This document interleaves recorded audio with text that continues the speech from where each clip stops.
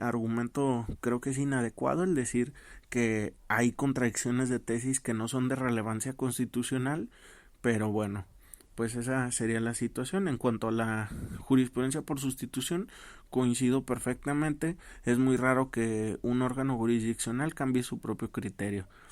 Si es raro que ocurra con los recursos de revocación, menos va a ocurrir con este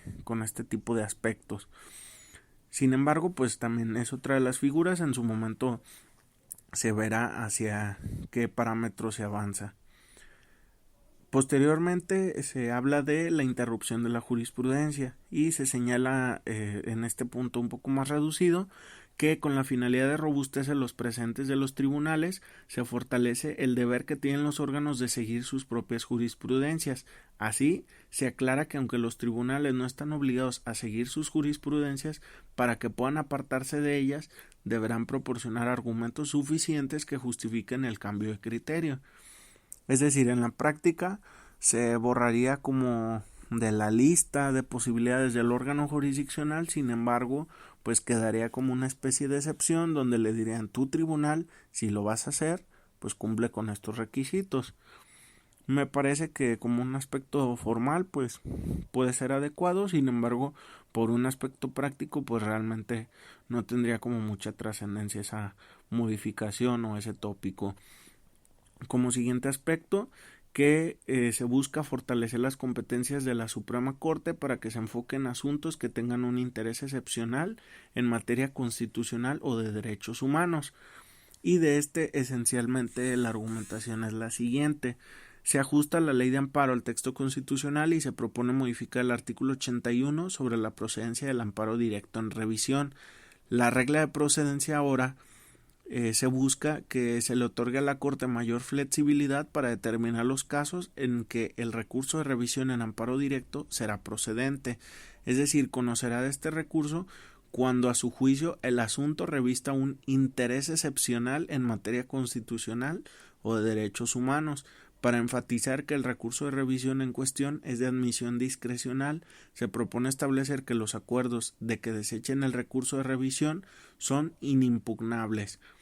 En este mismo sentido, se elimina la competencia de dicho tribunal para resolver recursos de inconformidad e incidentes de cumplimiento sustituto para transferirlas a los tribunales colegiados de circuito. Dichos recursos muy rara vez implicaban un pronunciamiento que ayudara a desarrollar la doctrina constitucional y de derechos humanos de la Corte. Con estos cambios se consolida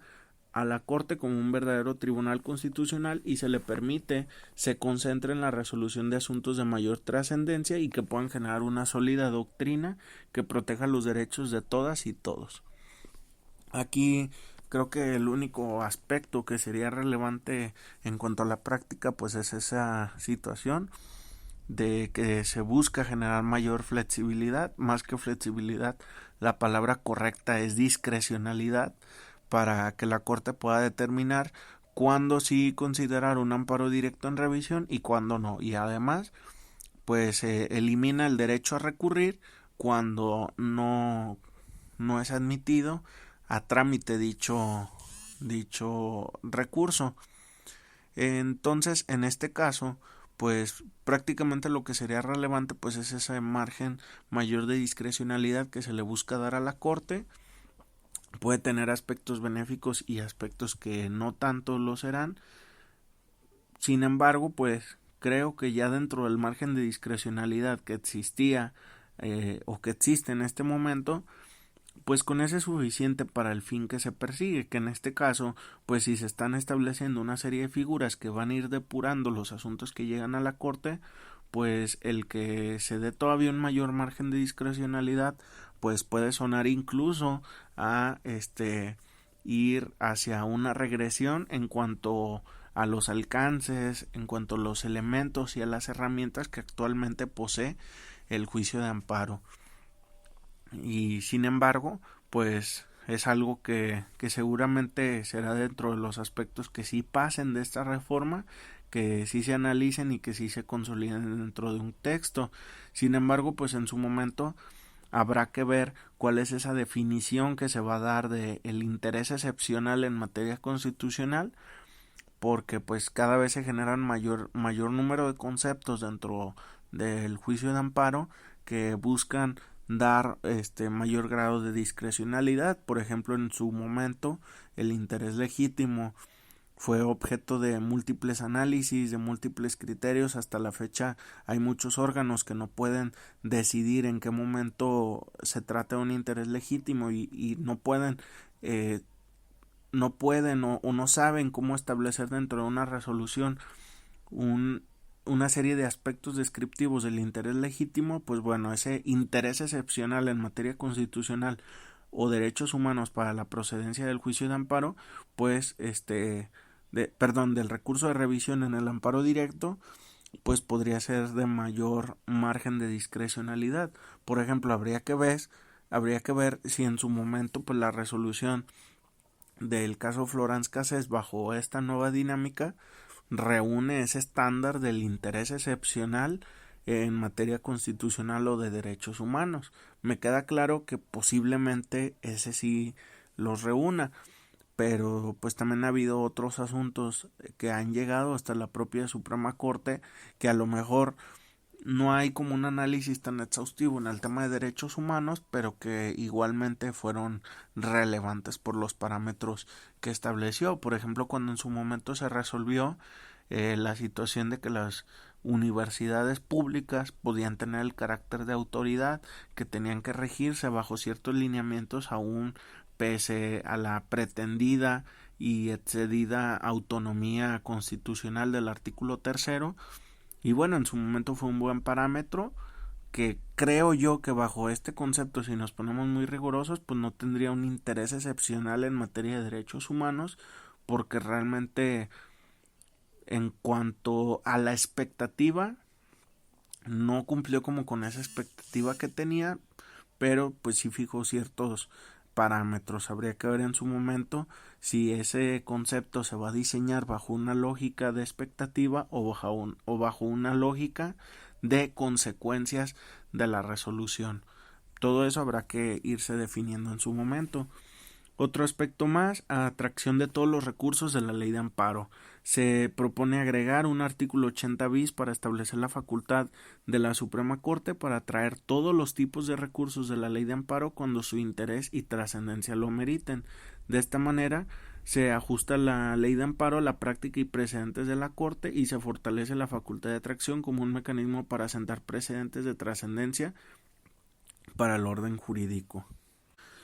Aquí, pues nuevamente, aspectos a favor, y aspectos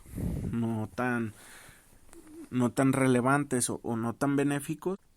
En lo que es a favor, pues como lo señala esta propia justificación que se da desde la Corte,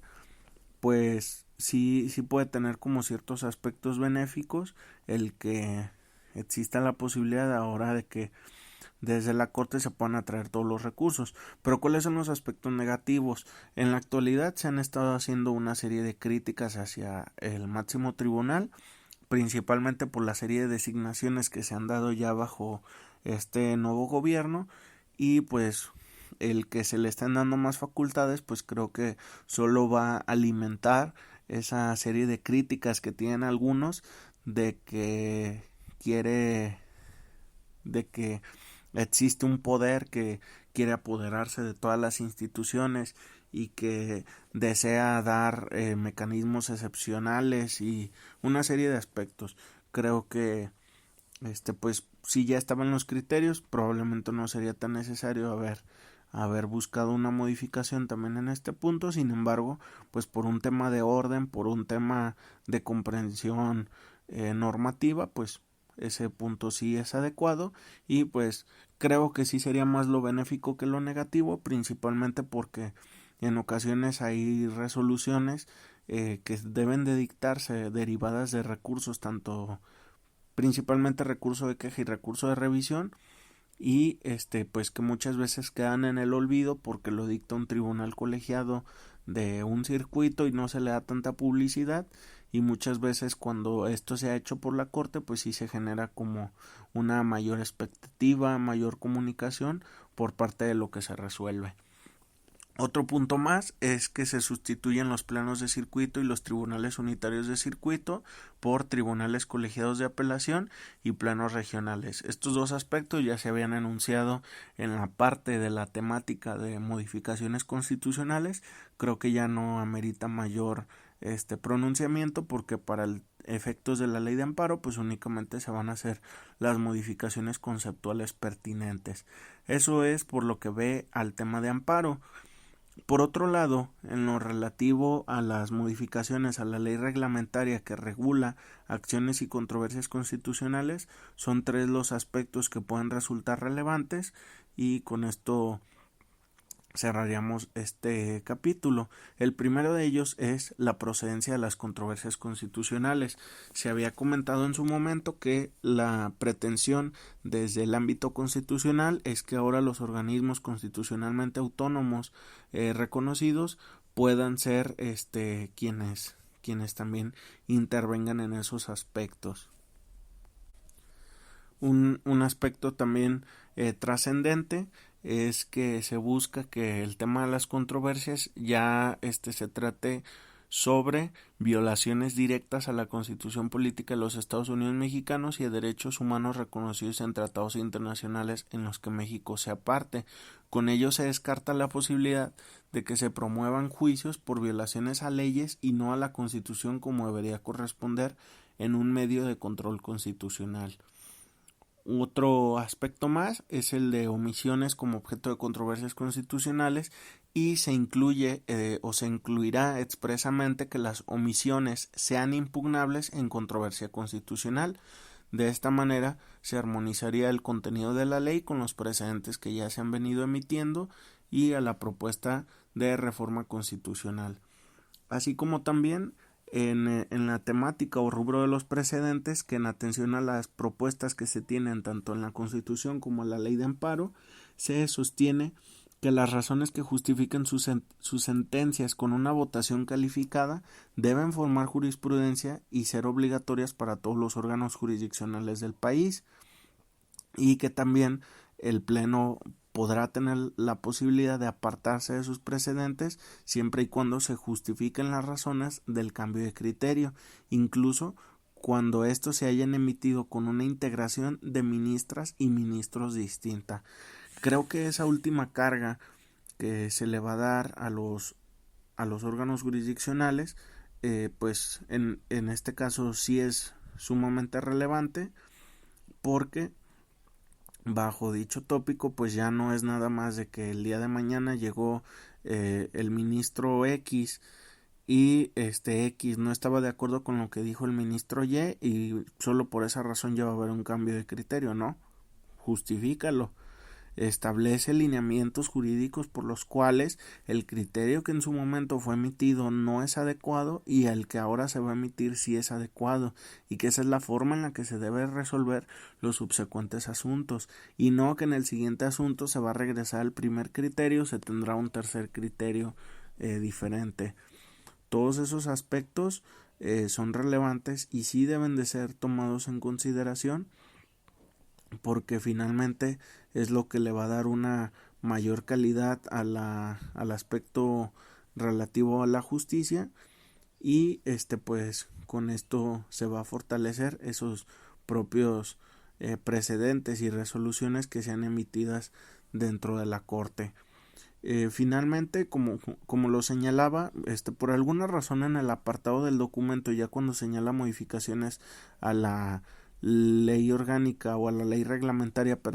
de las fracciones 1 y 2 del artículo 105, no se menciona el tema de la legitimación de órganos autónomos. Sin embargo, pues sí es un aspecto que se señala hacia el ámbito constitucional, por lo cual pues finalmente tendrá que trasladarse en la práctica también a lo que disponga esta ley. Eso en esencia es relativo a los tópicos sobre modificaciones que se plantean a la ley de amparo y a la ley reglamentaria de acciones y controversias, y pues finalmente veremos en su momento cuáles de estos aspectos se consolidan, cuáles no, e incluso qué otros aspectos en su momento se llegan a agregar hacia este tipo de aspectos. Y pues en su momento pues seguiremos analizando otra serie de temáticas y rubros que son parte de esta reforma judicial 2020. Es cuanto.